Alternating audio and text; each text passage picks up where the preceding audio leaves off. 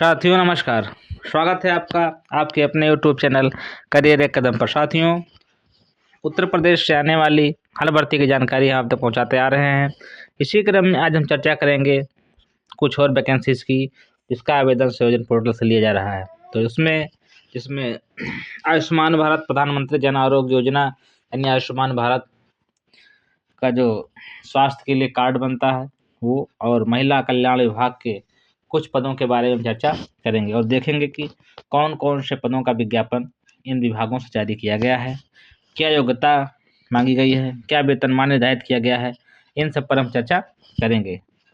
तो आइए शुरू करते हैं। साथियों, वीडियो शुरू करने से पहले आपसे निवेदन है कि जो भी साथी चैनल पर नए हैं चैनल को सब्सक्राइब कर ले, साथ ही साथ बेल आइकन को दबाना ना भूलें, जिससे वीडियो की नोटिफिकेशन सबसे पहले आप तक पहुंच सके। तो आइए शुरुआत करते हैं।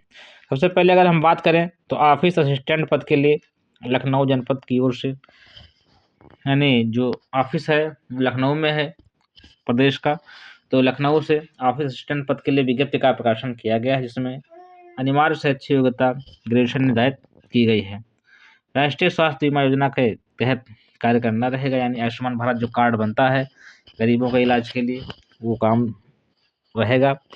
आप ग्रेजुएशन के साथ साथ 3 वर्ष का अनुभव संबंधित फील्ड में कंप्यूटर के क्षेत्र में हो तो इस पद के लिए अप्लाई कर पाएंगे गवर्नमेंट सर्विस के तहत। और साथ ही साथ हिंदी और इंग्लिश की टाइपिंग का ज्ञान भी आपके पास होना चाहिए। 22,000 रुपये का वेतनमान दिया जाएगा। अंतिम तिथि की बात करें तो 21 जनवरी निर्धारित की गई है।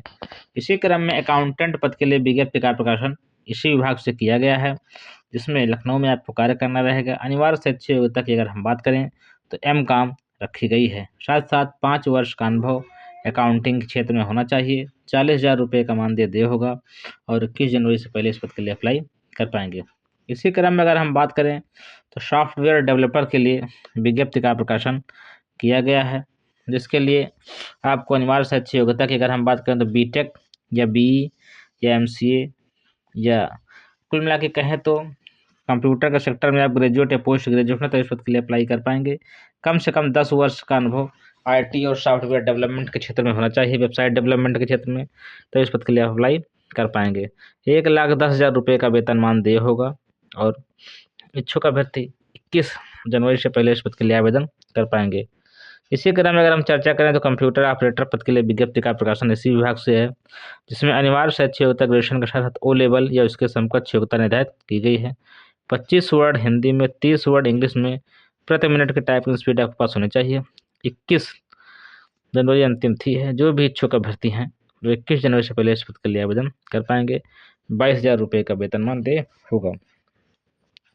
इसी क्रम में सीनियर डेटा एनालिस्ट पद के लिए विज्ञप्ति का प्रकाशन इसी विभाग से किया गया है, जिसमें अनिवार्य शैक्षिक योग्यता कंप्यूटर से बैचलर, यानी बैचलर आप हों कंप्यूटर सेक्टर से, चाहे BSc IT हो, CS हो या BCA हो, जो भी हो।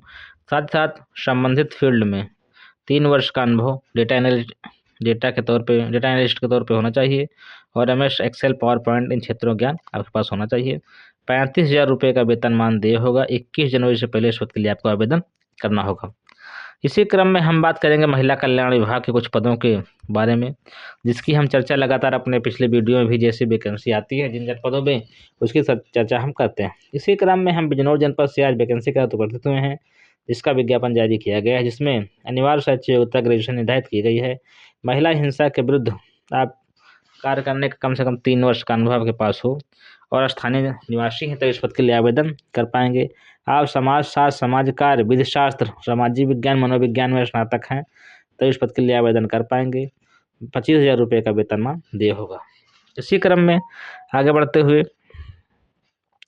साइकोलॉजिस्ट कम काउंसलर पद के लिए विज्ञप्ति का प्रकाशन किया गया है, जिसमें अनिवार्य शैक्षिक योग्यता ग्रेजुएशन रखी गई है।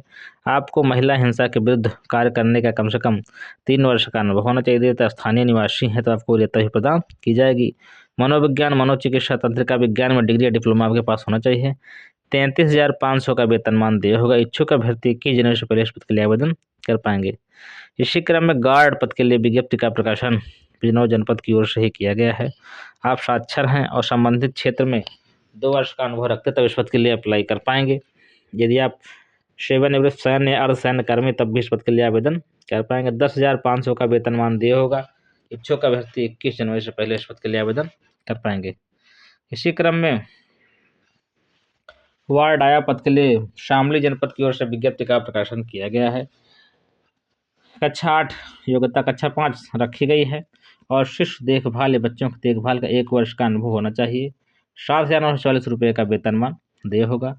इच्छुक अभ्यर्थी अप्लाई कर पाएंगे। साथियों, ये थी महिला कल्याण विभाग के साथ साथ आयुष्मान भारत प्रधानमंत्री जन आरोग्य योजना यानी राष्ट्रीय स्वास्थ्य बीमा योजना के अंतर्गत कार्य करने के लिए जो विज्ञप्ति प्रकाशित हुई उसके बारे में जानकारी। ये जानकारी कैसी लगी कमेंट बॉक्स में जरूर बताइएगा। साथ ही साथ वीडियो अच्छी लगी हो तो लाइक शेयर सब्सक्राइब करना ना भूलिएगा और मिलते हैं नई वीडियो तब तक के नमस्कार।